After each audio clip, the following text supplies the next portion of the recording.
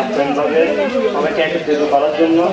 তো আমাদের তারেক রহমানের বিরুদ্ধে হচ্ছে মাদকের বিরুদ্ধে আমরা একদম নিষ্ক্রিয় করে ফেলবো। তা আমরা ছাত্র রাজনীতিকে 2015 সাল থেকে মিউনিসিপালের সরবরাহ ছিলাম, তখন আমরা পারিনি। যেহেতু এখন আমরা বর্তমান থানায় আছি, সিনিয়র যুগ্ম সাদ্দাম আছে, সাদ্দাম ভাই আছে আমাদের এলাকার, ওমর আঙ্কেল আছে।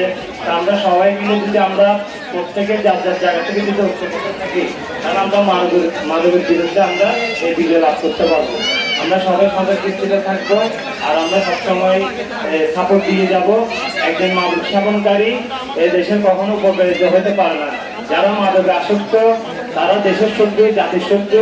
তাদের কারণে তাদের মা বাবা ক্ষতিগ্রস্ত, তারা ওই পাড়ার বিভিন্ন মানুষের উপর আক্রমণ করে, অনেকে মরে যায়, অনেকে আহত হয়। একটা মাদক সেবনকারী কখনো দেশের জন্য শুভকাম্য নয়। তা আমরা মাদকের বিরুদ্ধে সবসময় ঐক্যবদ্ধ থাকবো। আমরা মাদকের ত্রাস ধ্বংস করে দিব। এখন থেকে যে যার অবস্থান, আমরা যেহেতু ঐক্য আছি, আমরা মাদক বেচাকারী বা মাদকের গডফাদার যে হোক না কেন, আমরা তার বিরুদ্ধে ডাইরেক্ট অ্যাকশনে যাব। অ্যাকশনে গিয়ে আমরা সবাই ঐক্যমতভাবে প্রতিরোধ তুলে তাকে থানা শপথ করে দিব। এ হচ্ছে আমরা মাদক ছেড়ে কলম দাও, সবাই মিলে মাঠে চল, খেলা হবে পেশা। এগুলো আমার বক্তব্য শেষ করছি।